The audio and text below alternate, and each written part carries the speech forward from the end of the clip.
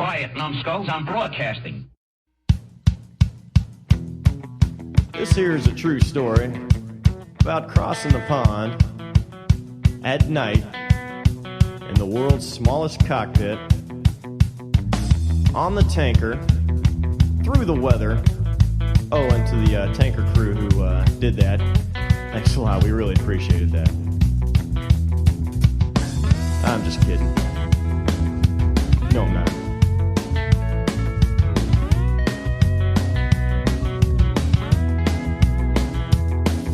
Well, there I was, crossing the pond, and you could see that I wasn't exactly fond. So there I was in the Quaison Mountains, south of Da Nang, the New Year's Eve of 70-71.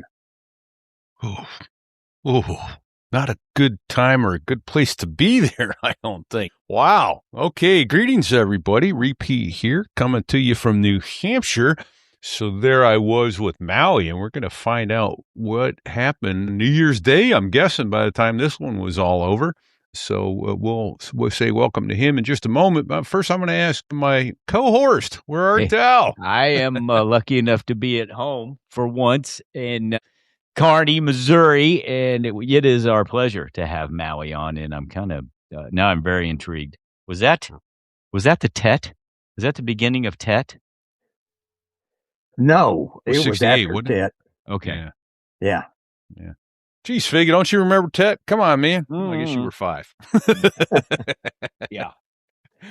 So Wow. fantastic stuff. Well, I All can't right. wait to hear. I can't wait to hear all the stories from. Yeah, Marine pilot. I'm guessing your aviation career didn't start in Vietnam. When did you first look skyward and go, I think I'd like to do that? Well, I'd hate to go way back, but I was raised on a farm in South Texas off of the south end of NAS, Kingsville. Yes. Yeah. Sir. And so, and my dad was a farmer, and I would sit on that tractor plowing and watching those F9s do touch and goes. And not having a desire to farm the rest of my life, I kept thinking that the military was going to be a good way for me to get out of South Texas and get off of that farm. Okay. And as it turned out, it was right. Nice. All right. So, as I recall reading, you played a little football too, right? Yeah. Okay. Yeah. I played football in those days, it was called Texas A&I University. Now it's Texas A&M at Kingsville. Okay. And we had a unique situation in the state of Texas that time frame that it was very difficult for a black football player to get a scholarship in the Southwest Conference, like Texas A&M, SMU. And so our coaching staff were able to recruit a lot of very good football players. Gene Upshaw, Oh wow. who later went to Oakland and then ended Yeah. up being the Player Association president. And we had guys like Mean Joe Green and Dwight White and Harvey Martin in our conference.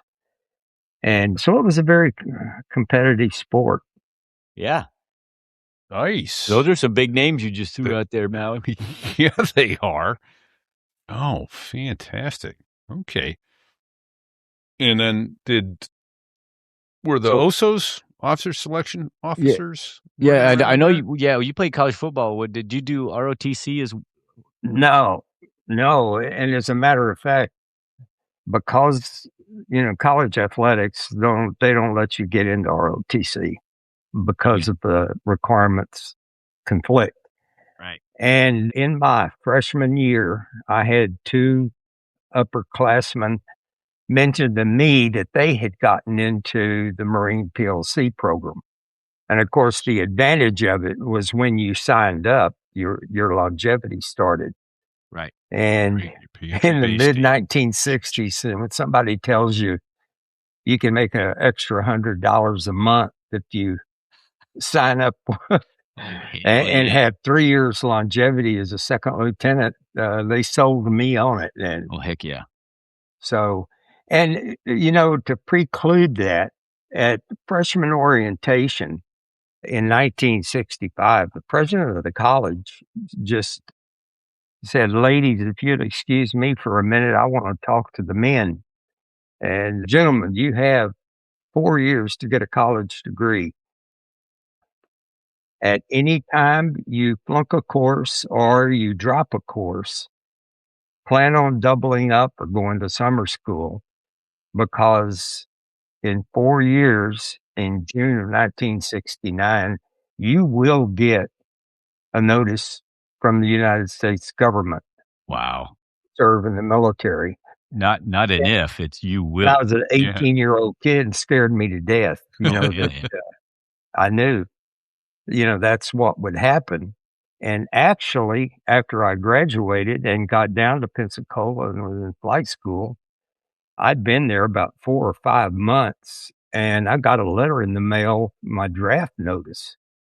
Oh, shit. And so I went, jumped on the phone and called the office, selective service office in my hometown. And I said, "I got this draft notice. I've been in the Marine Corps. I was commissioned 6 months ago, and I'm going through flight school. I'm going to get my wings in 6 months." And the lady said, "You didn't notify us of your change of address." And I said, "Well, no, I didn't, but didn't know I had to." What part of me being on active duty didn't you understand the first time? Yeah, and it was, I could put you in jail for not notifying us. And I said, "Ma'am, I got to understand. I'm going to Vietnam in 6 months. If you want to process this paperwork and put me in jail, that's fine with me." Yeah. And right. 3 squares and a cot. That's right.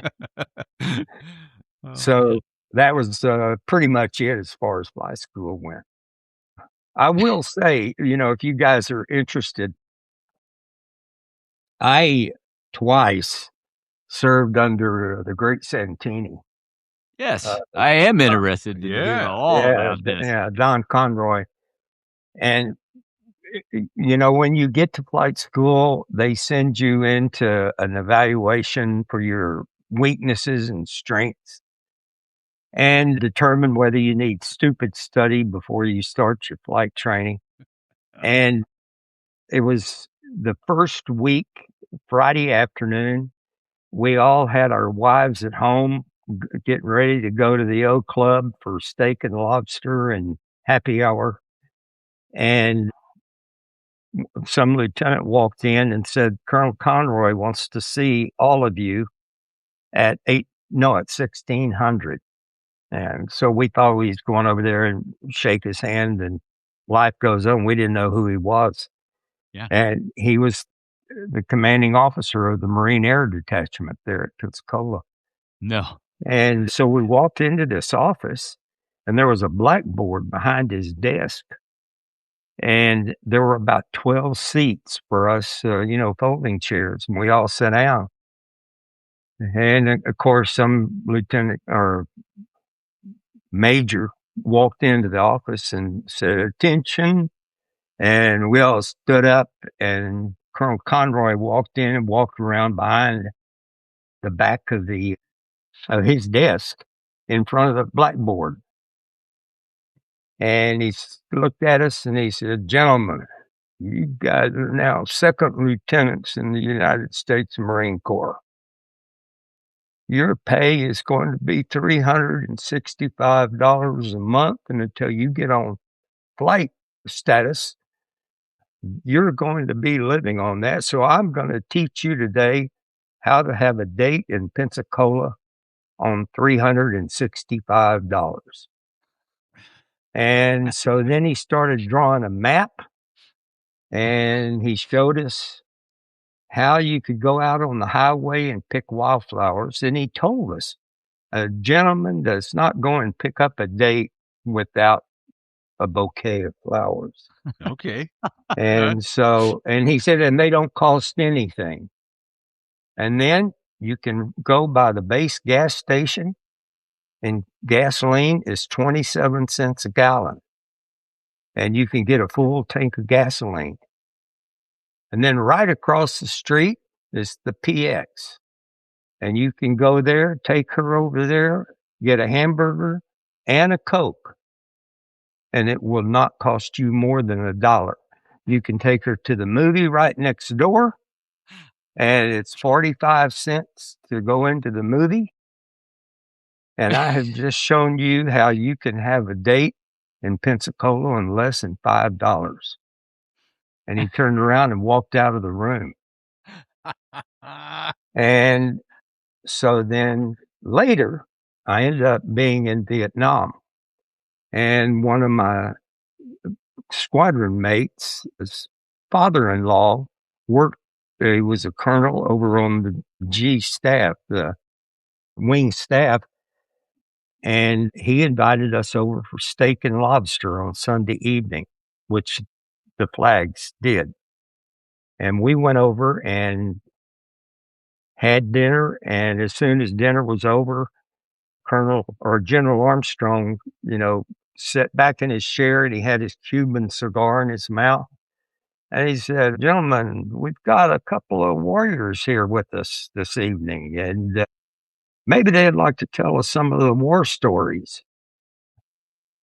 And the two guys I was with, none of us wanted to say anything. You're in the room, full of colonels and generals, Right. and none of us wanted to say anything. And then General Armstrong said, "Oh, by the way, you guys all served under Colonel Conroy back at Pensacola, didn't you? Why don't you tell us what he taught you?" And neither one of us said anything. And then finally I said, "Sir, Colonel Conroy taught us how to have a date in Pensacola on $5.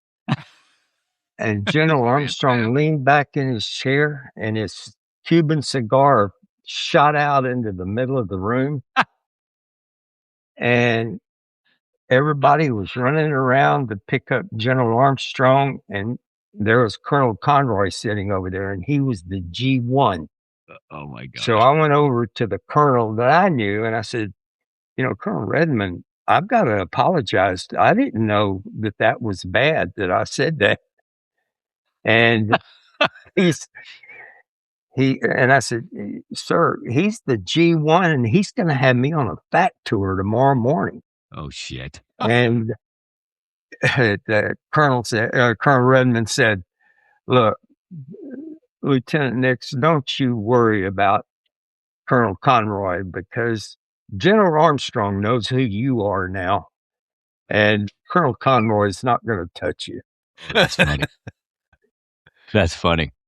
That is a great story. Thank you. That is a great story indeed. So I read the book, The Great Santini, which was much better than the movie. Five And times better. I laughed so many times just out loud when I was reading it, because he was such a character in some of the shit that he talks about. Or I guess his son wrote the book, right? Yeah, Pat wrote a tremendous book. It's good. Oh my gosh. Well, thanks for sharing that. That's pretty cool. I've never met anybody that's actually met the man. I have. It's Maui. Thank you. That's pretty good. So when you got the brief on how to have a date for $5 in Pensacola, was that, let's see, I'm doing the math. Was that about 1969? Yeah. Oh, 1969. Okay. Things were very different in 69, no doubt. Yeah. Well, that's pretty damn cool. All right, so you were in Pensacola in 1969. You were flying out of, did you fly out of Whiteman?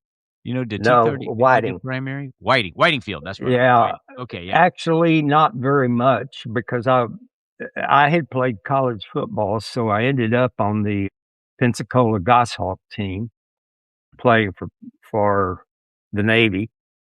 And we had some wonderful teams. Roger Staubach had been the quarterback the year before. And No way. Yeah, and they played, Division II schools, but we only practiced on Monday, Wednesday, and then Friday was a walkthrough, and then you'd play on Saturday. But we had guys from Holy Cross, Michigan, 6 or 7 from the Naval Academy. And these were all flight students of some kind? Or Yeah, they were all flight instructors, or- students, or they were stationed in Pensacola. And we're talking full contact football. Yeah. Yeah, we would play Louisiana Tech, Can you Middle imagine, Tennessee, and schools like that. And What if somebody? I mean, it's full contact. I mean, you're in flight school. I mean, what was in it? Well, I guess nobody was concerned back then because I mean, hell, everybody's going to Vietnam. If you break your arm, or you break your fingers or your hand, and you got to lay off for 6 months. Well, no big deal, right? Right. Well, actually, I was going through softly, in the T-34, and it was more than I could handle, trying to learn how to fly and playing football. And, you never felt good. You're always sore. And so I actually left the team, and right before their first game, went to the game, and after playing football for 4 years in college, I said, I've got to get back in there. And I went back to the team. They let me rejoin. And then I finished it softly, the T-34, and was supposed to go up to Whiting for the T-28 training. And because I was on the football team and there was another kid that was right in the same position I was. Tight end, right? Yeah, they put two T-28s down at Sherman Field and let us go through our flight training out of Sherman instead of Whiting. And they assigned us, each one of us a flight instructor. And we did our ground school at Sherman Field. Yeah. I used to fly with the Blue Angels all the time. They would be taxiing out and we'd taxi out right behind them. Oh, sure. Yeah. Yeah. That happened occasionally out at El Centro. We'd go out for bombing deaths and stuff. Yeah. But, well, that's so in 1960, so this was 69. So T-34 was primary, and the T-28 was that intermediate before HT training, or what? No, yeah. When you went through the T-34 at Softly, that's when they decided if you went fixed wing or helo. Okay, and it was during the Vietnam War, and if there were 12 of us in the class, 10 went helos because they needed replacements, and the 2 went jets, went fixed wing. Okay, and so the odds were against you of getting jets. Sure. And so the instrument training was done in the T-28, I guess. Yeah, in the T-28, and that was before all of these simulators and everything like that. So all of our instrument training was under the bag. Oh, gross. Yeah. Yeah, that's no fun. And so for our listeners, could you just describe what that meant, what that means, under the bag? Yeah. Well, you're sitting in the front seat and they have a little curtain that you pull over the top of your head and it sits right on top of the dash. Yeah. And then you would go out and either fly a basic instrument hop or a nav hop or whatever, and you can't see outside. And of course, the instructor's sitting in the back. And if you start doing anything squirrely, he would correct it. But again, flight simulators in 1969 was a cockpit that they had cut just the cockpit and the seat, and you would sit there and the switches weren't attached to anything. You would just say, engine start and stuff like that. Yeah. So they looked pretty, but they couldn't fight. Yeah. And, and how basic it was. Then I went out to Camp Pendleton to go through my gunship training because I was going to fly H-1 gunships. And because of the Vietnam War, they didn't have the repair parts Oh, sure. to operate the guns and the rockets and rocket pods. And so when we left Camp Pendleton for Vietnam, I was what they called a temporarily qualified gunship pilot. And I'd never fired a rocket and I'd never fired a machine gun. And their point was, hey, we got a war going on. You'll go over and carry out some mission.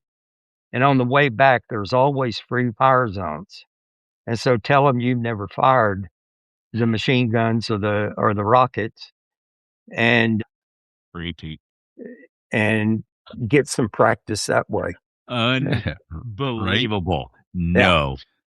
Well, they're doing it now with carrier calls. You don't get well, carrier calls. That's that's true. That's true. Okay. I guess, we've come full circle. Right? Unbelievable.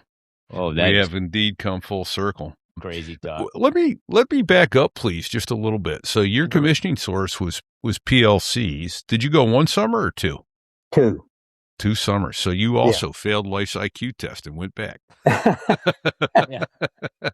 Like me. Fig went once and didn't want to go back. It was too late. They already had him by then. So what was your first morning like when you greeted your sergeant instructor for the first time and said, "Good morning. What a beautiful day." What was that? Was that a culture shock? Did you have a clue as to what to expect? Or in boot camp? Yes, sir. Yeah. My first morning was total fear. Shocking. I had never experienced anything like I don't think anybody ever has. Yeah. Right. and but I tell other kids this, that, they're going to the academies or wherever it may be. Mm-hmm. You look back on boot camp and whatever period of time they have you there, they do not waste 1 minute. No. Everything that they do has a purpose. Yeah. And that's excellent. I just, tell them, just keep your head down and suck it up, and soak it up. And because none of it is harassment. They're teaching you a lesson. They're changing your life and your behavior. Right. That's pretty spot on right there. Yeah. That pretty much says it just exactly how it is. That's well said, sir. Well said. Yeah. And I still remember the contest of who could get the most guys in those Dipsy dumpsters in the shortest amount of time, and you're sitting there saying, what in the world? Because you were doing head jumps into that dumpster and it still had stuff in it. And you're going, what is this? 12 of us in a Dipsy dumpster. What does that prove? But it worked. Right. Oh, fantastic. Holy cow. And the harassment was always funnier when it was happening to the guy next to you down the row.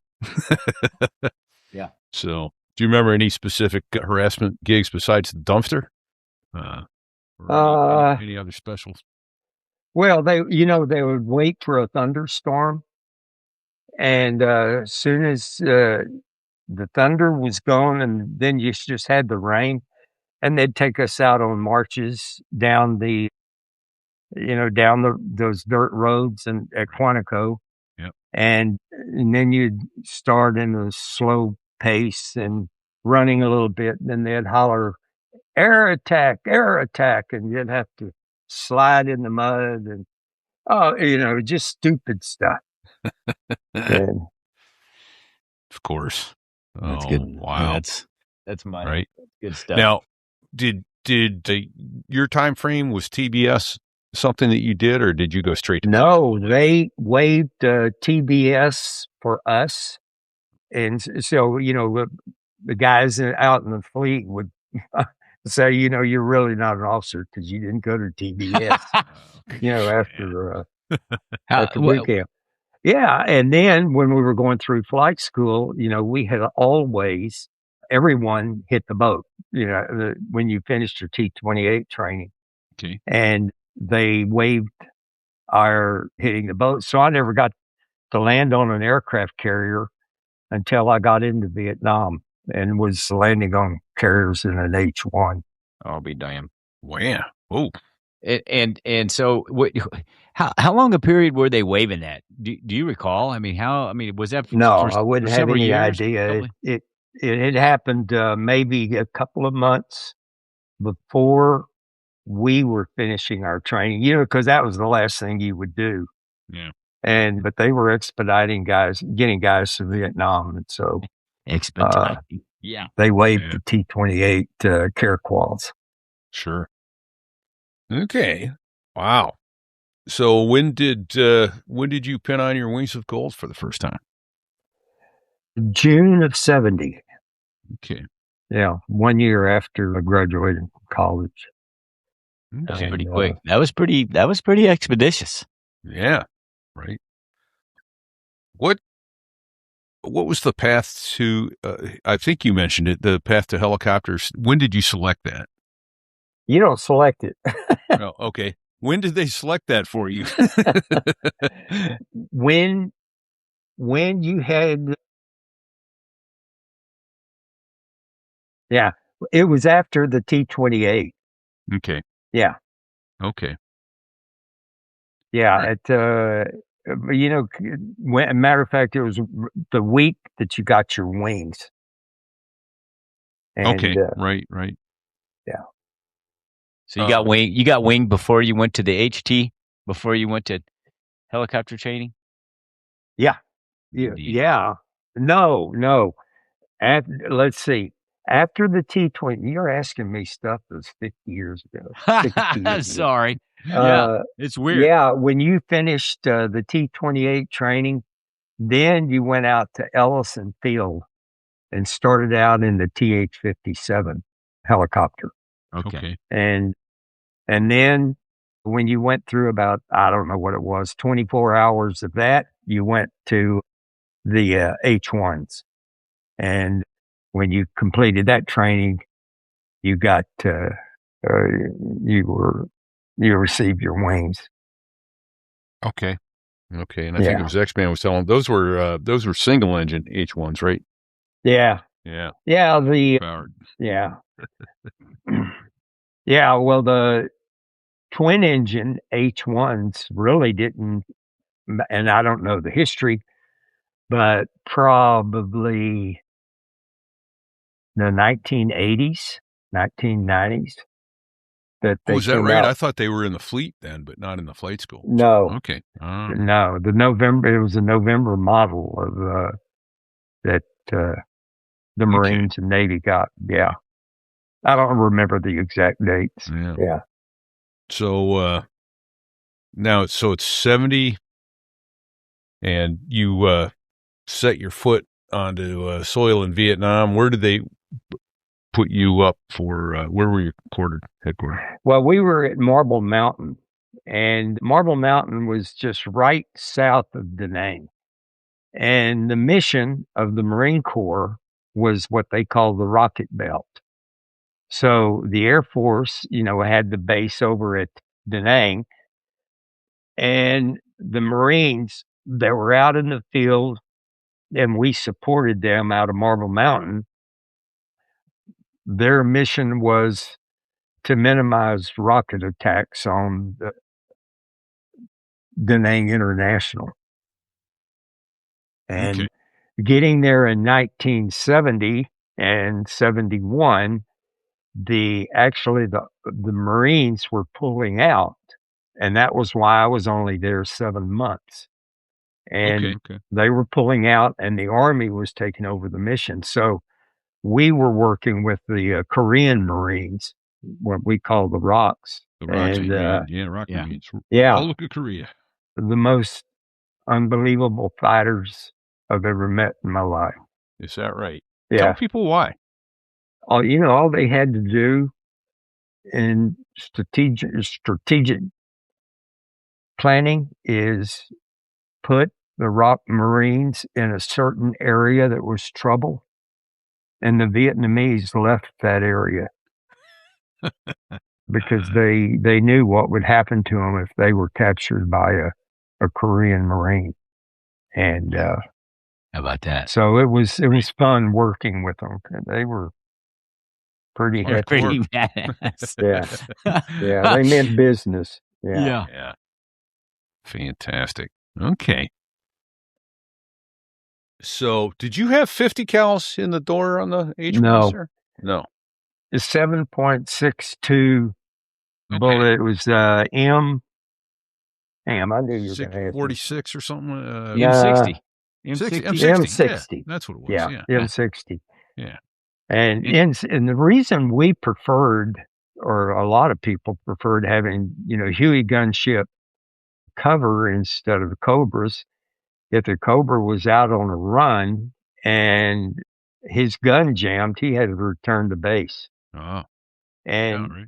we had 2 fixed forward firing machine guns on each side, and then 2 one swivel mounted on each side.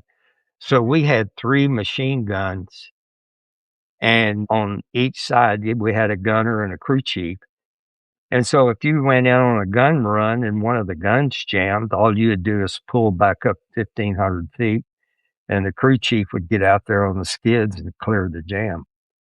So we could stay on, could stay on mission, and that was an advantage. And very late in 1970, well, it wasn't that late, probably March or April, they brought the AH-1Js over. Okay. And now you're talking about a twin engine Cobra with, that fired the 20 millimeter cannon. And I mean, that thing was a cannon compared to a 7.62. Oh, sure. Yeah. And did you guys carry rocket pods as well? Yeah. The 2.75 rocket pod. And was it effective? Yeah. I mean, it set a hooch on fire, but get their heads down at least. Yeah. Area weapon. I mean, yeah.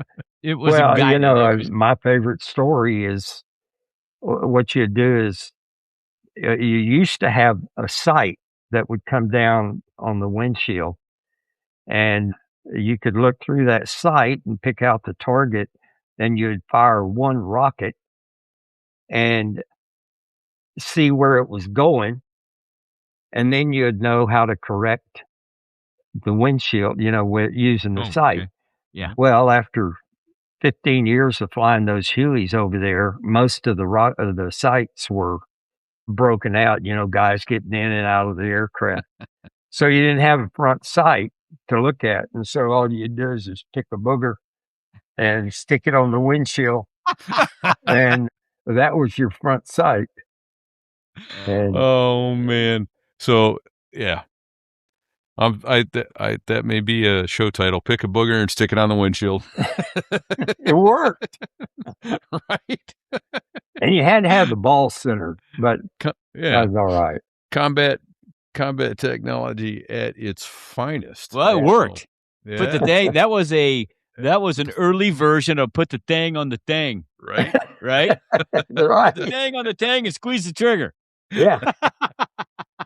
Well, now you had a reference of what the thing was. It wasn't quite as accurate the first shot, but fantastic. Well, that's good. Okay. Right. I'm on board with you. Totally, Maui. I totally get it. That's awesome.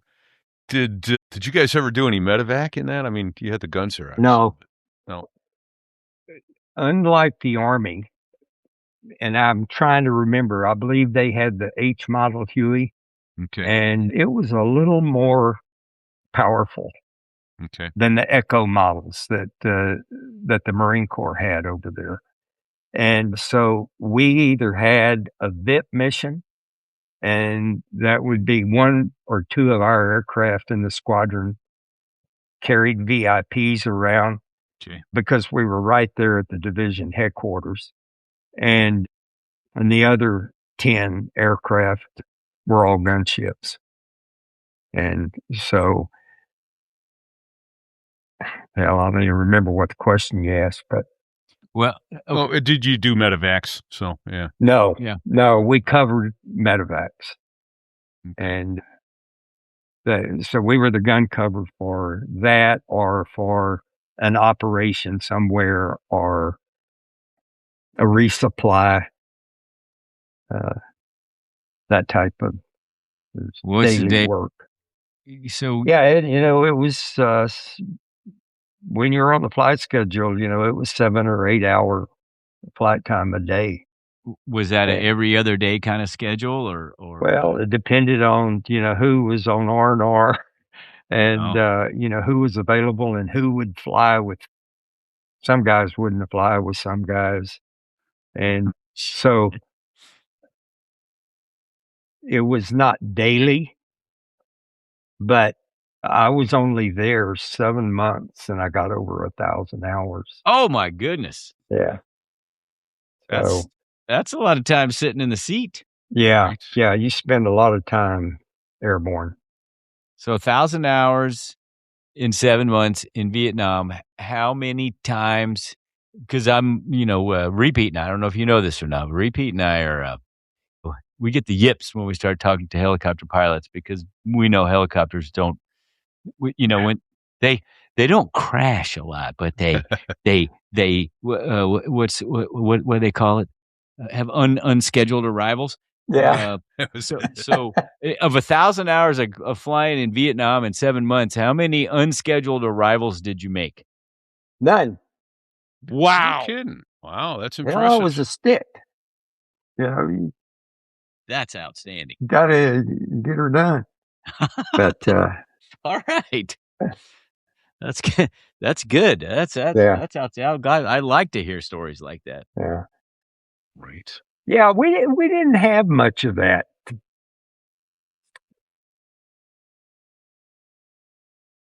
I think maybe in the 7 months I was there, we lost aircraft 3 engines.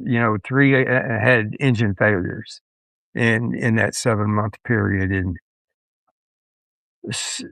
and we didn't have any shot down. Now, Okay. we had plenty of, you'd be doing gun cover, and the CH-46s were the medevac aircraft. Yeah. And we had several of those, that they would get shot down because they were down there in the zone. We were up at 1,200 feet orbiting. Yeah. And, Making gun runs and things. Yeah, like and that. then we'd make gun runs and, doing crap like that. Wow. Right. Well, that's good. I'm glad to hear that. I'm kind of shocked, honestly. Yeah. Some of the other guys we've talked to have had the opposite of that experience that you've had. Yeah. Of course, they were flying the medevac missions. They were down in the Oh, in the yeah. res all No, the it was time. very different down there. Because, I mean, you can imagine the situations you get into when you're on the ground. And Sure. but it wasn't that bad. I will say, and this is nothing against naval aviation, but we had a pretty wild bunch of guys in that period. And one time I sat down and wrote down 21 names of guys that are no longer with us. Wow. And 2 of them were killed by the enemy, and the other 19 were mishaps, crash landings, and stuff like that. And so in Vietnam, or like just everyday during training? my Marine, flying career. During Yeah. your career. Okay. Yeah. Okay. Well, yeah, that's a lot. That's still a lot. Yeah. And Repeat and I know exactly what you're saying as far as that Yeah. goes, because it's the job we train for is a risky business. And, Yeah. and when you're training, it's not safe all the time. Yeah. No, I've got a a granddaughter right now that's thinking about the military, and because she wants to fly. Yeah. And so, my point to her was, and by the way, first time she showed up for a fam ride at a civilian airport, she still had her pajama bottoms on. And so I sent her a little note that said, this aviation thing, it's not something that just kind of happens because you're having a good time. You gotta have an attitude You're gonna want it when you decide to strap in an aircraft. Yep. Well, yeah.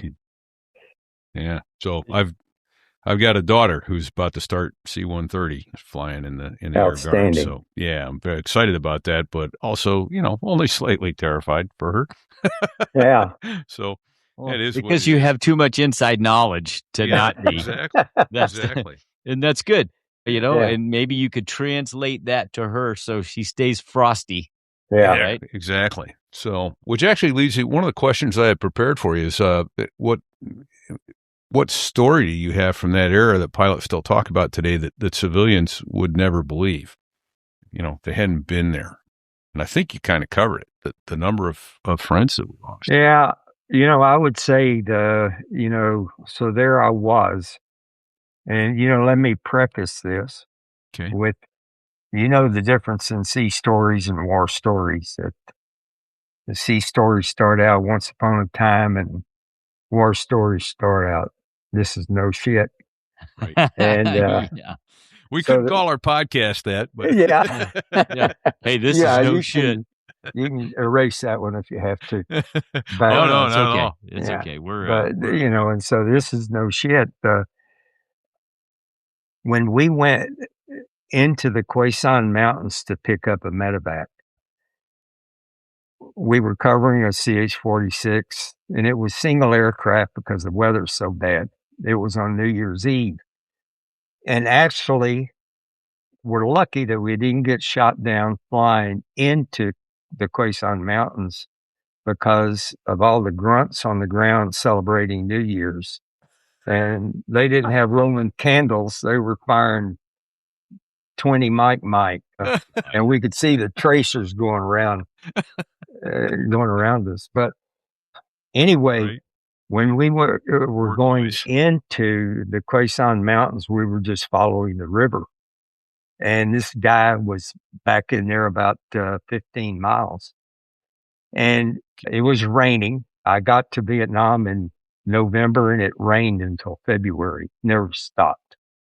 Right. But it was raining, and we were down probably at 100, 150 feet because of the overcast.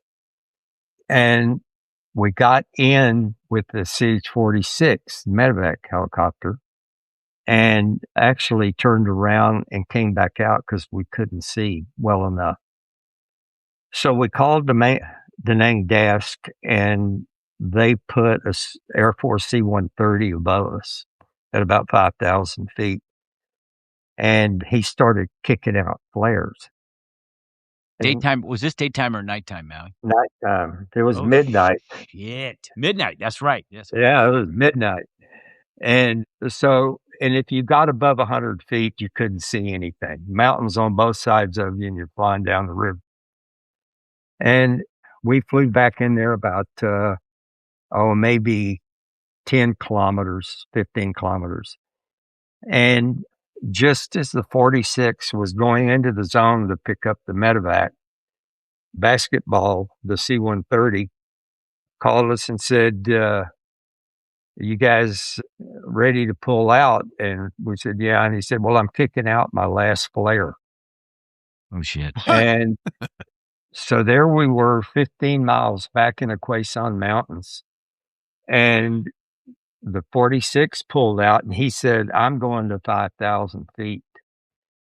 And the guy that I was flying with decided that he wanted to try to stay down at 100, 150 feet so he could keep the villages in sight. Because they're so And brightly lit. half the time we were in the dark. No. So there we were flying through the mountains, and I was talking to the main desk on the phone, and they kept saying, climb immediately to 3,000 feet, climb immediately to 3,000 feet for terrain clearance. Well, anyway, God was on our shoulder, and we flew right through the Quezon Mountains at about 500 feet, never got above it. Oh, and at night. Got out, and then all of a sudden it came out, and there was the Gulf of Tonkin out there in front of us. Damn.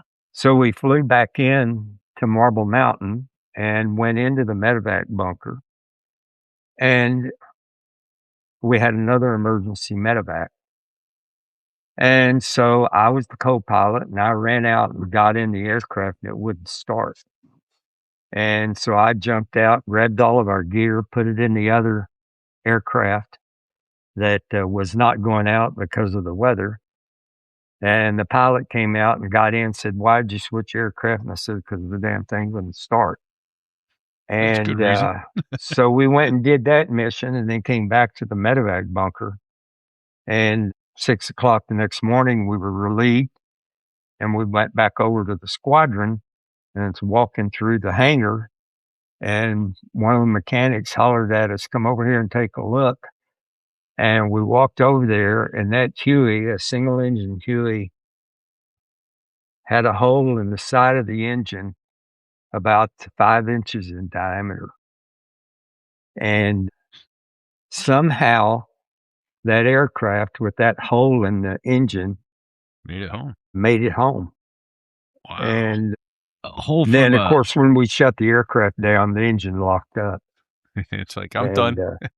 So was a hole from we don't enemy know. fire, or we don't know if it was around. We don't know. Oh my gosh! Oh my The god! Marines shooting fireworks on New Year's Eve. Yeah. Oh yeah. Holy wow! Wow! That's crazy. Yeah. Well, I'm fascinated by this. The reason we're able to bring these amazing stories to you, however, is thanks to none other than our sponsor and all of the people who have lost their financial sense of responsibility and cracked their wallets and send us money. God bless you. We appreciate it. We also need to say thank you to Derek over at dcartworks.net. So there I was looking around my house, my office, and my ready room, thinking, why do so many things we own look and feel like they were made for everyone except me? You know what I mean. You walk into a store, you find something that's almost right, and you settle. The size is wrong or the design isn't quite you. The details don't tell your story. Now, that's where DCArtworks.net comes in. DC Artworks is an American-made, veteran-owned company that specializes in creating custom metal art and fabrication. This isn't a place where you pick from a handful of generic options and hope that it works. This is where you bring your idea. Every piece starts with CNC cut hardened steel. That means computer precision, clean details, and a foundation that is built to last. Then Derek and his team hand finish each piece, giving it that personal touch that makes every project unique. No flimsy metal, no easily damaged pieces, no mass-produced decoration that looks like it came from the same warehouse as everything else. In fact, about 95% of what DC Artworks produces is custom. Think about that. Your idea, your story, your design. Maybe it's a squadron piece with your patch and call sign. Maybe it's aviation artwork for your hangar, like your wings or your squadron patch. If it's a gift for somebody else, then you can really customize it. Get something that no one else could possibly duplicate. The design library on DCArtworks.net is updated constantly and is a great place to get inspired. But the best projects start when you reach out to Derek and say, here's what I'm thinking. That's the difference with DC Artworks. You aren't buying something someone else decided you should want. You're creating something that reflects who you are. They specialize in powder coating, multi-material engraving, and custom fabrication. They can make everything from small personal pieces to large business projects. They even create custom beer glasses and whiskey glasses featuring, squadron patches, call signs, plus some incredible airplane-shaped bottle openers. DC Artworks is also a military GPC vendor that offers bulk and repeat customer discounts and provides some of the best pricing in the business for this level of custom craftsmanship. And for So There I Was listeners, Derek has set up a permanent discount. Go to dcartworks.net and use code STIW. That's Sierra, Tango, India, Whiskey for 20% off every order. Even when another discount is already running, you still get that 20%. So don't settle for something generic. Go create something that is yours. Visit dcartworks.net today. Look around.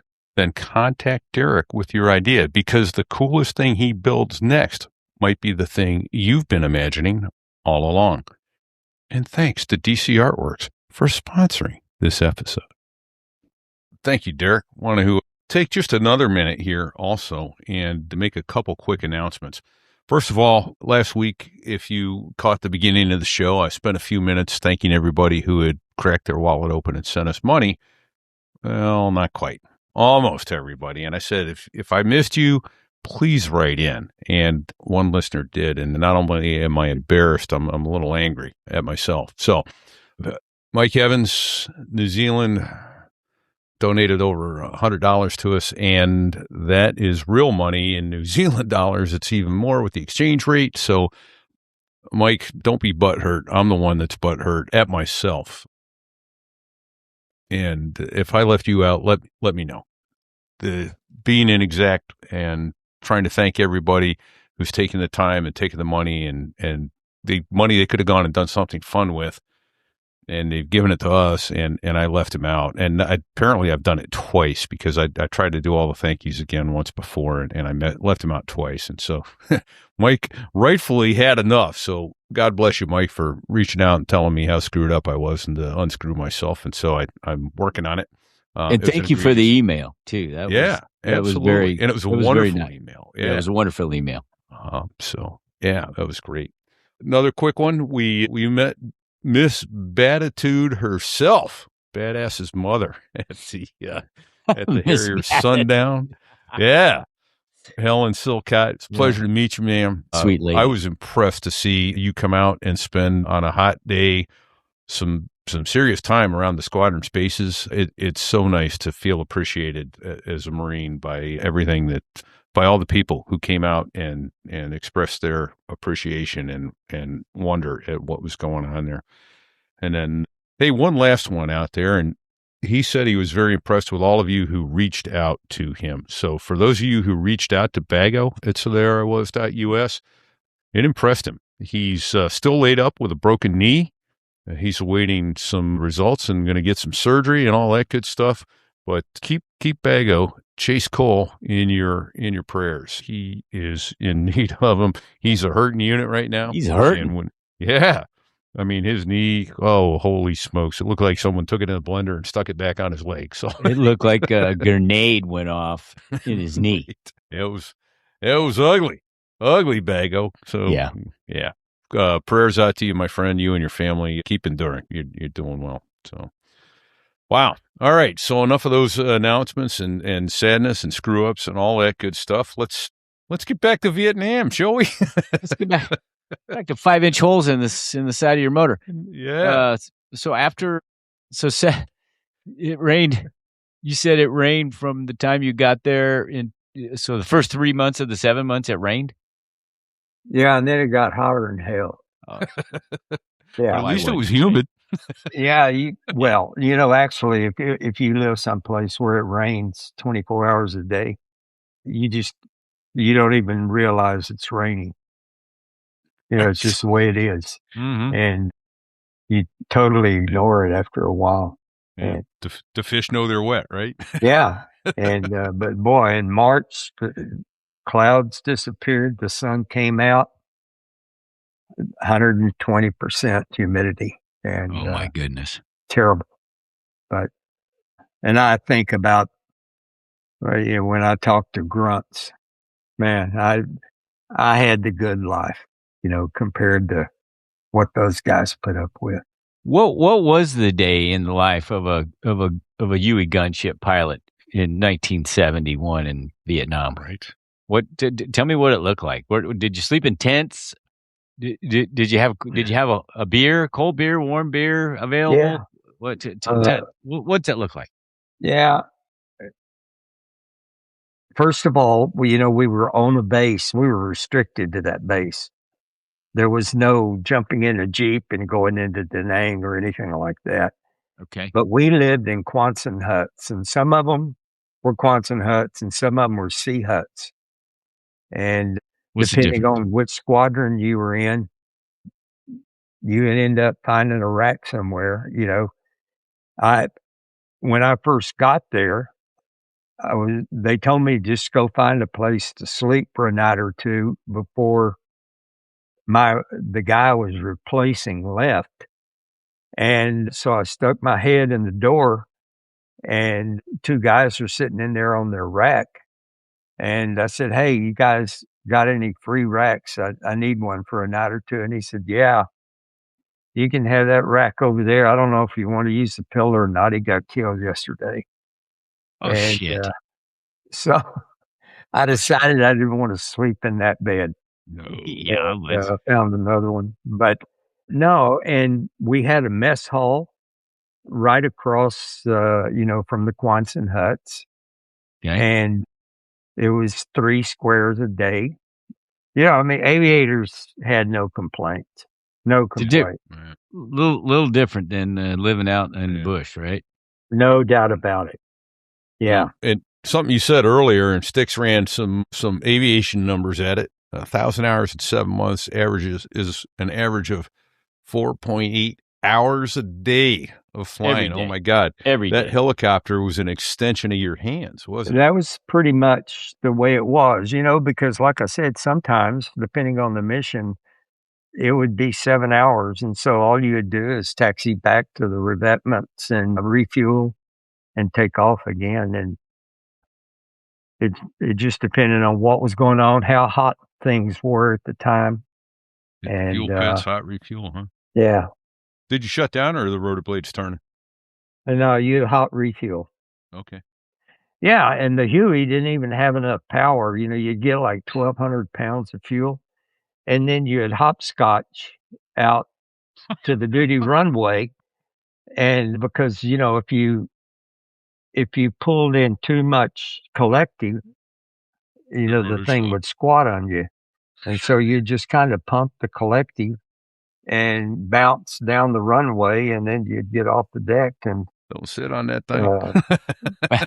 Bounce. you get through the ground effect. So you get your Yeah. translational lift, and off you go, huh? Yeah, and off you go. It was because I guess when you refueled, you'd rearm, and so that's a lot of weight, right? How many rounds would Yeah. each gun? 300 rounds, 500 Well, rounds each gun. let's see. I don't remember. Don't quote me on this. We had 7-shot pods, and I think it was either 18 or 28 shot pods.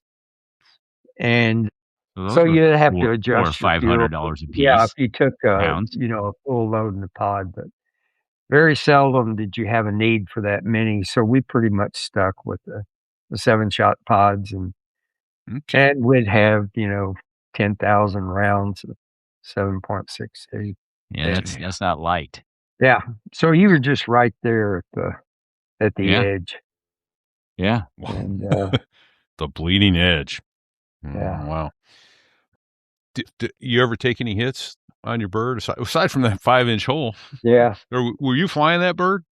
no. Oh, you hadn't brought matter that of in. fact, I'd only been in country 1 month Oh. when that happened. I got there in November, and that was in December. And they had this rule: if you're a co-pilot,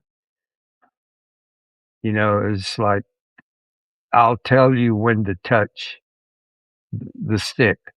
Oh, And so you sat over there and kept your mouth shut. And, Of course. because the pilot knew everything and you didn't know shit. Right.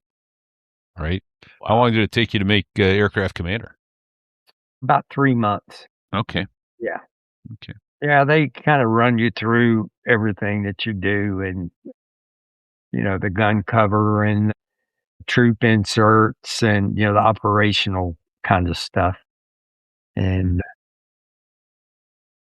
then you finally got to fire like the guns and the rockets when you got to Vietnam, so you could say, "Okay, I'm fully qualified now." Yeah, well, that's true.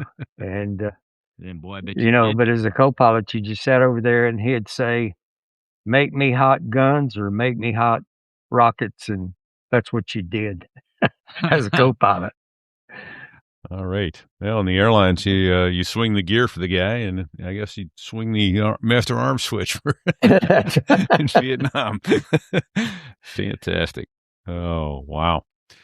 All right. Anything else memorable from Vietnam, or should we move on to your later career where you did some interesting stuff? Yeah, we can move on. All right. Well, I want to know what was it like coming back from Vietnam back to the U.S. where it wasn't a popular war, and suddenly you're back here and things were way different.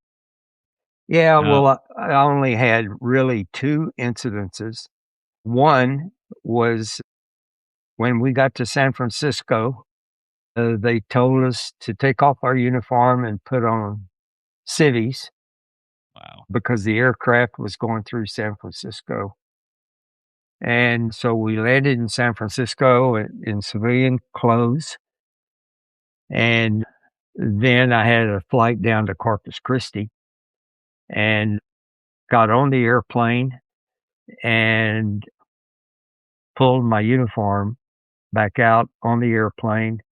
And while I was in the aircraft flying into Texas, put my uniform back on because my family was going to be at the airport and I didn't want to show up in civilian clothes. Yeah. Yeah.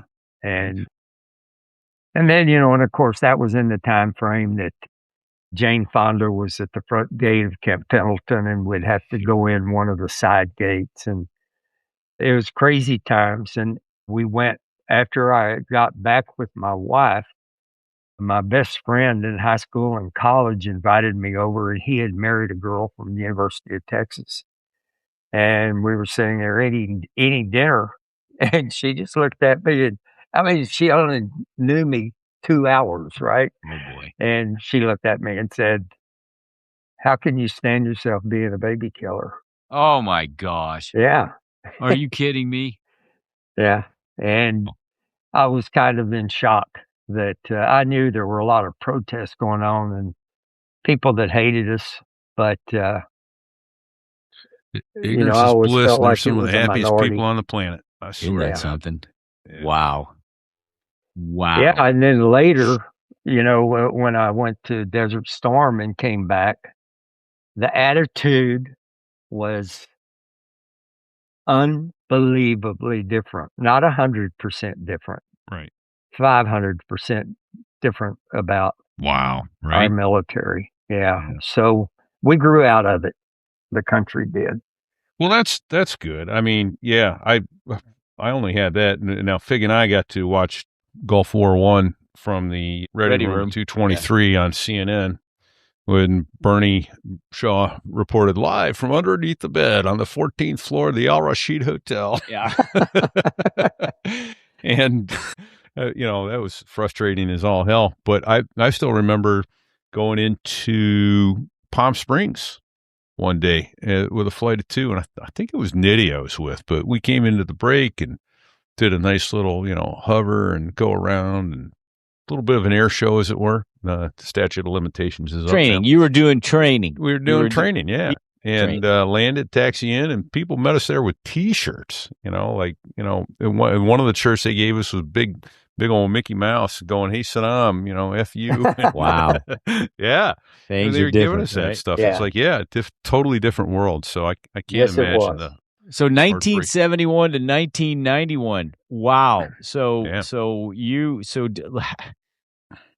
how does that work? How did you end up in Desert what Storm? were you doing in the 80s? Yeah. 70s and 80s, yeah. Well, I went in 69, and my military obligation was up in 74. Okay. So I went to my monitor and said, ask him if I could get jet transition or the training command at Pensacola. And he said, no, you're on the West Coast and we've got a float going back to Vietnam. Oh, sure. And so you're going to Without go, me, you do. yeah, back to Vietnam. Uh-huh. And I had a friend that had already gotten out and had gone to work for Bell Helicopter International out of Fort Worth, Texas. And he had sent me a letter and said, hey, they're training Iranian pilots over here. How would you like to come over and train Iranian pilots? And so, How do you say hell yes in Farsi? Sounded pretty damn good. exactly. I I can imagine. resigned my commission and went to Iran for 5 years. And while I was over there with Bell Helicopter, I was the program manager for the AH-1J program, I believe. Okay. It was a J. I don't think it was the T yet. But I was the program manager for that. And because I was working with the Navy on the Shah's acquisition of these aircraft, I was working with some people out of the Naval Air Systems Command in Washington, and they invited me over to go to work for the federal government and be their in-country liaison for the F-14 Phoenix missile program, F-14 and Phoenix missile program. Okay. So I had been in Iran 2 years on the AH-1 program, working for Bell. And then my last 3 years, I was working for NavAir on the F-14 program. As a government contractor or No, I was a civil servant. GS employee. Yeah, GS Government employee, service. and I'll be damned. we did that until the evacuation, and we left all of our furniture, our car, everything in Tehran. Yeah, what was that like? So you were there when the ship went down, when the I Shaw think got over. What was that like? Yeah, I hope nobody from the State Department's listening. But they don't listen to us. no, it was a goat rope. Yeah, And, I can only imagine. Yeah, we were still. They actually made the wives and children come home, and it was probably like the 1st of January of what would that be? 1979. Yeah. And Yeah, that sounds right. Yeah, 78, Well, it was 79. like October of 79 when the Shaw Yeah. fell, right? Yeah. Yeah, so we were still there. And of course, if you wanted to quit, you could come home. But if you wanted to stay with the federal government, they were going to tell you when you could come home, even though you were a civilian. And I'm wrong so with the date. I stayed. There were 3 of us on the F-14 program. Matter of fact, there were 4. And my wife was 8 months pregnant when she was medevaced out of Iran. And she went back to a thing called Safe Haven in Corpus Christi, Texas, in Kingsville. Okay. Yeah. And she was going to have the baby. So there we were still working every day. We'd get bulletins on what was going on and everything. So I asked the commanding officer if I could go home for the birth of the baby. And I was still living in our house, the one we'd had for 3 years. And he said, sure. I bought a ticket, went home. The baby was born. I went back to an apartment, called NavAir, and said, can you buy me a ticket back to Tehran? And they said, no, the airport's been closed. The Iranians have overrun. Yeah. Oh, shit. So I had my dates wrong earlier. That was February of 79. Yeah, February of 79. And Yeah. the baby was born on the 13th. And so anyway, now I ended up, instead of going back to Tehran, I went back to Washington, D.C. And then the rest of the team came out to Washington. And then they had to find something, for us to do for a while. And I didn't have rehire rights because I had been hired out of country. And so I didn't have a location back in the United States. And the admiral that I worked for said, that's not a problem. We'll take care of it. And they sent me out to Monterey to graduate school. Nice. And so we went out there for a year and a half. And in that time frame, the insurance companies did what they had to do, and it turns out all right. Yeah. Sure. What'd you do at NPS Monterey? What'd you get your master's in? It is a Master of Science in Administration. So what they send you out there to do is to learn contract management and financial management and stuff like that at the graduate level. Sure. A very good program. And we were flexible enough, because it's hard to find guys in Washington, D.C. that will go to Monterey for a year and a half. Sure. Wow. Because they're Really? so settled. Yeah. Yeah, because people are spent settled. 6 They don't want weeks- to. Yeah. Yeah. Yeah. I spent 6 weeks there in safety school. It was some of the best 6 weeks of my entire military career. It was like, holy cow. Yeah. And the guys it was interesting. The guys that had some programs was like, their tough decision was which golf course they were going to play that weekend. And then the guys with the, some of the engineering courses they teach out there, their tough decision was which 2 hours am I going to sleep tonight? So That's right. Their engineering right. program is beyond belief. yeah, second to none. Yeah. So anyway, then I returned to Nav Air. I'd been out there with a guy by the name of Mike Aiken, and he was a squadron mate. And Really? Was go to he still FedEx? in the Marine Corps? yeah, no, When you were in okay. yeah. When we were, he had stayed in the reserves when we went to Iran. I had resigned my commission. Okay. And so when I came, so we did going to the Naval Postgraduate School. When I got back to Washington, I went over to headquarters Marine Corps and said, now I want to get back into the Marine Corps. I've been gone for 5 years. What do I got to do? And they said, well, you've got to, if you want to fly, you're going to have to find a squadron that will take you. And so Mike helped me get into a CH-46 squadron down at Norfolk. Okay. And so then I went back to headquarters Marine Corps and said, the reserves will take me. I mean, the squadron will take me and transition me into 46s. And will the Marine Corps accept me again? It took them 2 years. Oh my And gosh. so I had 7 years of broken time. Yeah. And they made me start all over again as a brand new captain.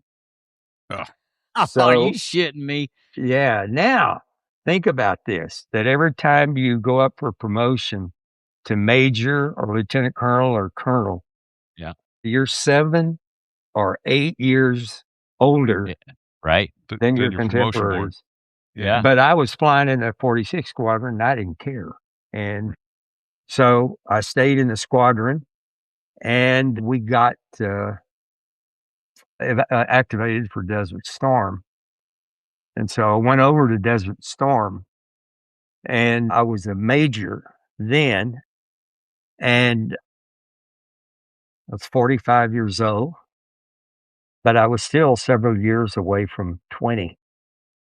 Yeah, it's And all that broken time, right? yeah, and I got to wear it 45, and you're flying night vision goggles, and it's tough to wear glasses and night vision goggles, and all our flying was at night. Oh, of course. And so I'd go down in pre-flight before the sun went down so that I could familiarize myself with the pressure gauges and the temp gauges and everything. Yeah. And I kind of got to where I knew where a 3 and a 4 was and the little ticks between them. And then all the time I was in Desert Storm, I was thinking, okay, big boy, you lived through this one. You better get out of the cockpit. And so then when I came back, I found a job in headquarters Marine Corps and did that for another 10 years. As a reservist? Yeah, I was a reservist. Got activated 3 times, Okay. 9/11 and Iraqi freedom. Wow. So Well, it what were you wasn't a doing? Rocket Freedom. It was a Rocket Yeah. Freedom. Yeah. Yeah. Yeah. And what were you doing? What were you doing as a reservist in those years? We're in headquarters Marine Corps Yes, sir. or Yeah.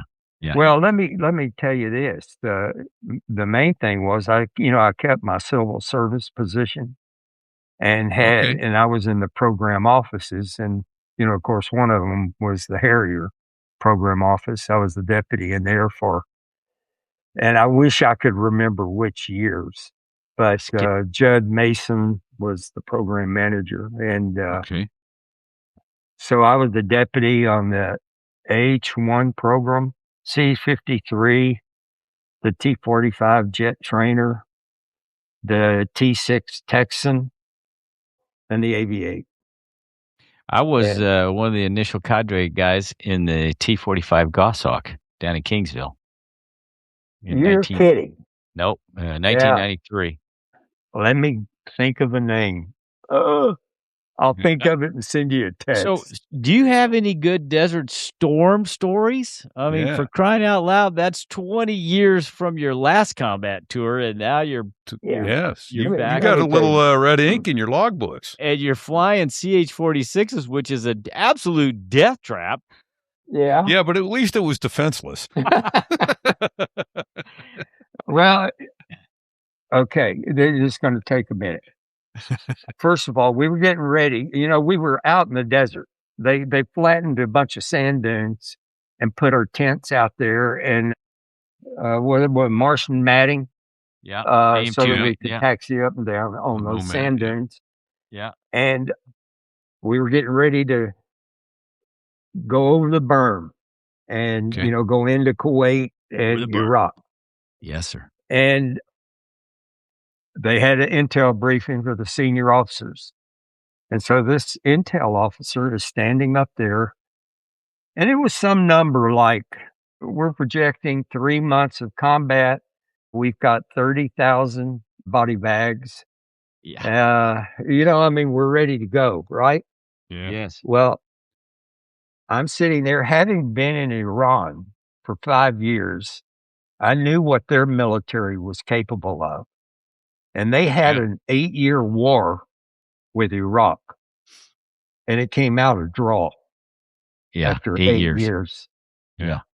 And I turn around and look and see 500,000 Americans and French and Brits and, you name it. And I'm sitting there saying to myself, and this is in the big CG tent. Right. And I'm saying to myself, this thing is not going to last 24 hours. And the intel officer has given us like a 3-month prediction on how long it's going to last. 30,000 casualties. Oh, yeah. Right. I mean, they were worried. got the body bags and everything. Yeah.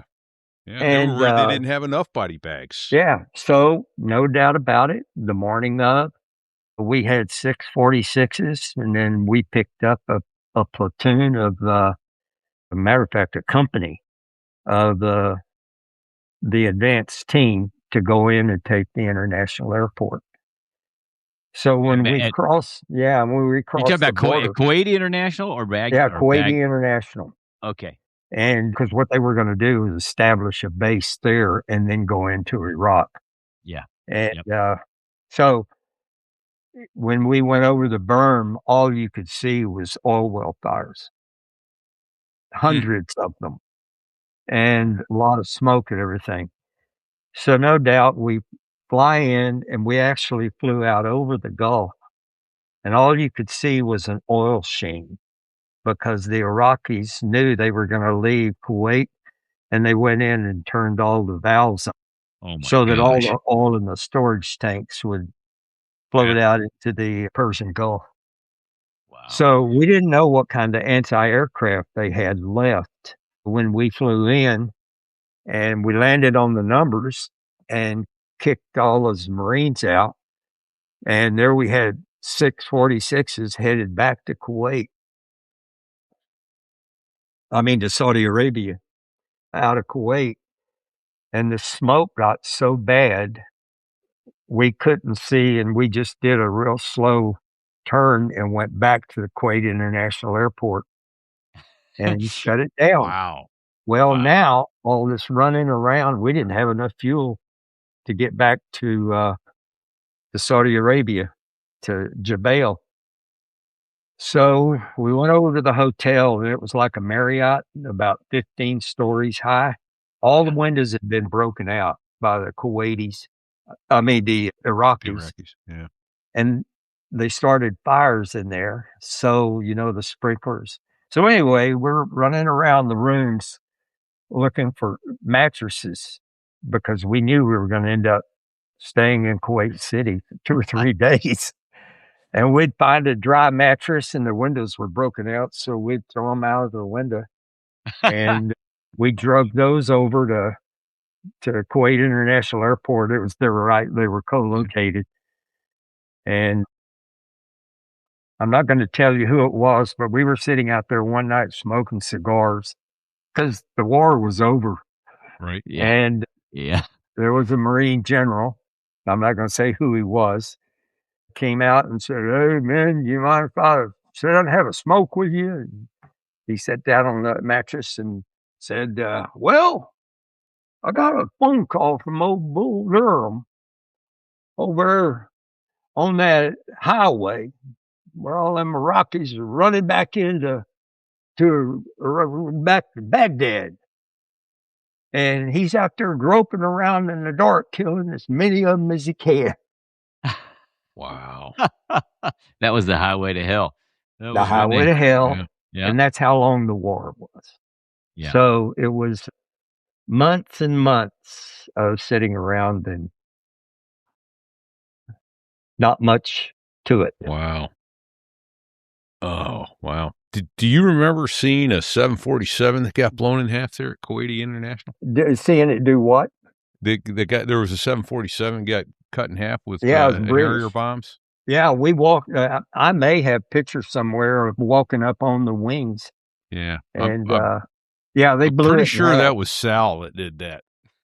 Is that right? I could be. It was either Pisser or Sal. I don't know for sure. And someone will call me or write to me and correct me, I'm sure. But yeah. Yeah, I think they were trying to 747 get in half. people out and didn't do it in time. Wow. Crazy stuff. Well, that's good stuff right there. Amazing. Yeah. So I guess I want to ask, what does a program director do for, especially all those models at the same time? What's your main function as a deputy program director? All right. Go a little bit above that and call it the Naval Air Systems Command. Okay. So NAVAIR. Used to be in Crystal City. They're across from the Pentagon. And they moved them down to Patuxent River back during the base closure period. Sure. And so their responsibility in the Naval Air Systems Command is the acquisition and support of every aviation program that we have. So they work in coordination with OPNAV, the Chief of Naval Operations, one of the different sections, to establish a requirement. And OPNAV works with the fleet to get those requirements. I want this airplane to go so high, so fast, pull this many Gs, stay airborne for this long, on and on. Okay. C&O goes Chief of to Naval the Operations. Naval Air Systems Command Yeah. and gives them an operational requirement, an OR. And the Naval Air Systems Command turns around and goes to Bell, Boeing, McDonnell Douglas, Sikorsky, whoever it may be, and says, this is what our guys in the fleet want. We want it to fly this high and this fast, this many Gs and all that. And those companies are responsible, and we actually give them a little money to do it, but they sit down and come up with, if it's a new design or a modification, Okay. they come back to the Naval Air Systems Command. Naval Air Systems Command puts it in a package and sends it over to OPNAV. the chief of naval operations, and said, "This is what your fleet asked for, and this is how much money it's going to cost." And it's up to C&O to go to Secretary of Navy, to the Secretary of Defense, and to Congress and get that money. So that's kind of the wheel that spins acquisition. Okay. And some people complain sometimes that it takes 20 years to develop an aircraft from the concept to delivery. There's a lot of things that go on in that time frame. Sure. Yeah. So what a program manager does, knowing that the Naval Air Systems Command is the ones that are going to go out and buy it, the program manager has to coordinate all that with the contractor and with the chief of naval operations. And he's responsible for not only the development and procurement of the aircraft, but the maintainability and supply support and all that. So how do we wind up at the Harrier? Asking for a friend. Yeah. Well, you know what I always maintainability told on that thing early on, especially, was just a nightmare. Well, there's so many nightmares in there that, that are politically motivated. Yes. I always tell the guys out in the fleet that the airplane that you strap your ass to is by happenstance and not by design. And because there's a lot of requirements when you're dealing with the government on who can work on programs and what state can they be built in, and on and on and on. Okay. So, and I think somewhere in there I read you helped with working with the Lightning Pod on the Harrier, getting the targeting system and all that in place. Yeah, well, that was just in the time frame I was there. Sure. Yeah. Now, so were you working by chance with Russ Sanborn? Yeah, unbelievably fantastic guy. Indeed he is. We had him on episode 129. I'm going back to get my name tag because he was a POW in Gulf War I, and they ripped his name tag off when they captured him. He says, "I'm going back to get my name tag," when he went back the second time to fly. Do you know I worked with him a year before I knew that he had been shot down. Yeah, he's just quiet and humble and all that. You would never know unless you asked him. I will ask our audience all, if you have faith, please pray for Bart. Russ Sanborn has faced some tremendous health challenges recently. So, right. Yeah. So thank you. I'll keep him in my prayers. Yeah, he's a prince, and a lot of Harrier pilots did successful things because of the actions of him and you, I'm sure, in getting that Lightning Pod squared away and getting it on that airplane. So, well, thank you. I'm not going to go real deep into it, but in the time frame that I was in the Harrier program office, we were losing, the lawn darts. Yeah. And we were losing like 1.8 of the 5 crashes a year. 2 of them were killed with a parachute. Yeah. And we were trying to get the Marine Corps to do something about that. And it was very difficult because of the weapon systems that we were putting on the aircraft at the time and the cost. Yeah. And it was, the attitude almost was, hey, it goes with the territory. Yeah, doggone it. And it sort of does, but it shouldn't go that much with the territory. Yeah. So, right. No. Right. So I thought we had a stencil seat, and I saw, did they change the seat to Martin Baker? It was a Martin Baker. Yeah. I thought it was a stencil seat. I thought it was a stencil seat in the B. But that may be the one that's in there now. I don't know. Yeah. Okay. Yeah. Well, either way, we had several friends go with some seat malfunction. I don't know if it's a malfunction or just the whole design. The seat may have functioned as designed, but the whole, if you came out of the airplane with any yaw, it would break your neck. No, the problem was your typical ejection seat functions very well if you're at 10,000 feet and you have an engine fire and you punch out. Yeah. And the definition is it goes, and the aviate seat doesn't do that. It goes bang. Yeah. Because more than likely you're in a hover and something happens and you have to punch out. So it's almost like zero altitude when you can punch it, when you do punch out of an aviate. And that was why I believe it was, now that they're being replaced, it doesn't matter, but it was, to me, it was not easy to sleep on. No. In fact, we were losing too many guys. The Los Angeles Times did a big expose on that whole process for the Harrier at some point too, and how they kind of looked past a lot of that. So it was tough. I want to change the subject just for a second. Yeah. I want to where did the call sign Maui come from? How did you end up with Maui? That's a good landing the plane. In the fixed wing community, you guys may have had call signs back in the 60s, 70s, 80s. I don't know. But in the helicopter... the Great Santini. Great Santini. Yeah. He was the Great Santini from the 60s. But I don't think that was his call sign. That's just what he called himself. Yeah. Oh. But, okay. Yeah. So... but when we were in the squadron, the Cobra guys, I can't remember, but it was like Snake 24, or the Huey guys were comprised. The 53 guys were, I don't remember. The 46 guys were Chatterbox or Swift, and so it went with the squadron, and not the pilot. And then you got a number.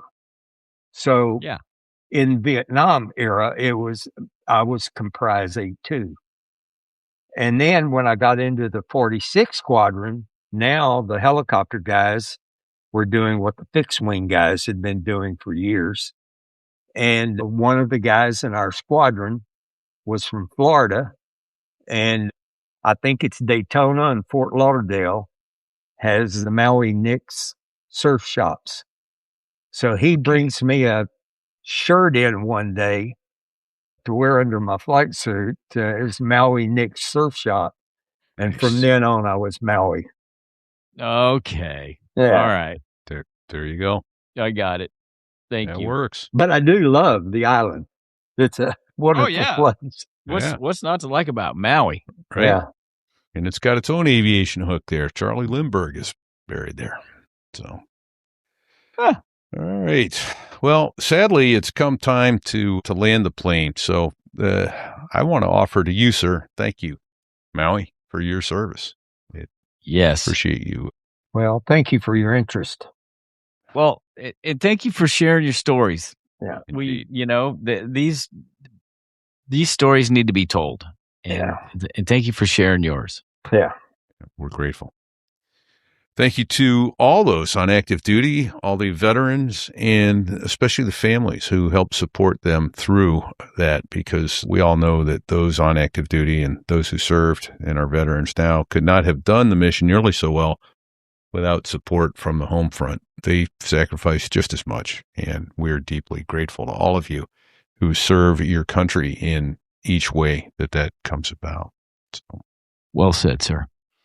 Yeah. We got to throw out a special thanks to Dave Hamilton at backbeatmedia.com for giving us the know-how, the bandwidth, the mentoring, the advertising. What have I left out? Just being a general good guy. And an all-around good guy. All right. Dave Hamilton at backbeatmedia.com. So thank you. Patreon, folks. Oh, well, there we go. Patreon. For the people who have lost all sense of financial responsibility, are hiding their transactions from their spouses and their financial advisor, thank you for taking the time to crack open your wallet and send money our way to keep these wonderful stories coming to you. We could not do it without you. That seems trite, but it's true. And thank you seems so inadequate, but it's from the deepest recesses of our heart to say we really appreciate your helping to keep this show going. If you want to give regularly, Patreon and in fact, let me back up. Go to sotherewas.us/donate. There's 3 ways to donate. There's Patreon, there's Donor Box, and now Venmo. That's been with us a few months. But if you donate to us on Venmo, we get a bigger cut. Those other spots take about 5 or 6% of your money. Venmo takes like 2%. So you want to give to us, sotherewas.us/donate. So you can continue to hide your financial activity from your spouse or your financial advisor. We question your judgment, but we so much appreciate you. Right? Yeah, we do. And look at that, Fig. We got a merch store. Oh yes, we got a merch. Yeah. So there I was.us/merch. People aren't hitting that very hard at all. It's been several months since anybody's bought anything from sotherewas.us/merch. Is it possible that no one needs anything? Yeah, I mean, come on. That's not possible. Hats, T-shirts, hoodies, koozies, shot glasses, beer glasses, towels, koozies, bikinis. It is bikini season. It is indeed. And I look really good in my So There I Was bikini. I'm never going to show pictures. No. Because you don't want to see that, but trust me, I look good. Get your wife or your girlfriend out there with a sotherewas.us bikini, and she's got that QR code right down there in the middle, and people right there pointing cameras at it. Right there where it counts. Oh, man. All right. To our sponsor, DC, Derek Combs, DCArtworks.net. God bless you, sir. You've been with us a while, and we appreciate all you do and your amazing artwork. I love my wings, my patch, my glasses. Fantastic stuff. And if you're listening, Derek, I'm calling you here in a week because I need my tail flash and my squadron logo. Yeah. More stuff. So we're going to order it up. Yeah. Hey, sotherewas.us/rate. Rate. Give us a rating. 5 stars. Count them 5. Don't give us 4. Don't give us 3. If you give us 2 or 1, we're going to hunt you down. So that don't do it. Don't do it. Don't do that. Give us somebody else. Yeah. Give a low rating to another show. Come back and tell us what we did wrong. Give us 5 stars anyway. So, and to the son of Helen Silcott, Brad Badass Silcott, BDS Aviation Photography. Yes. Thank you for giving us access to so many of your awesome photographs and being a great supporter of our podcast for the last 4 years. Thanks, Badass. Indeed, Badass. Thank you. And God bless you. We're getting close there. That's about it. I think we got 1 or 2 other thank yous. Well, hold on. We gotta thank Sticks, who's been in the background this whole day, throwing up Is he stuff. the one putting all that stuff up there? He's been throwing some shit up there. He right in the very beginning when we were talking about Colonel Don Conroy, he threw up a picture of the man. Yeah. And you talked about it, but let's just say, hey, everybody say a prayer for Bago for speedy recovery, because that man's got some serious pain and suffering going on right now. Yep. He's got a banged up getaway stick. So there we go. Yeah, it's thank you, Stick. Puts a picture of 2 kids in flight helmets crying and whining. It's us in the ready room, pissed off because we weren't in there shooting and banging it out. That's pretty spot on right there, buddy. Right on. Yep. Sadly, it is. Yep. And what we're hearing in the background, that's the 2 F-16 pilots that make the Air Force sound good. Made the Air Force sound good. That's the Dos Gringos. Both of them. Thank you, gents. Both of them for giving us access to your music, and they've been on our podcast twice, and they're great Americans. Great Americans. Great Americans. Great Americans. Yeah. So, I don't know. Fig, till next week, you got any advice for the folks? Well, I would normally say don't sit on the ejection seat handle, but because of Maui he's one of the esteemed unrestricted aviators, we got to say don't sit on the collective. Don't do it.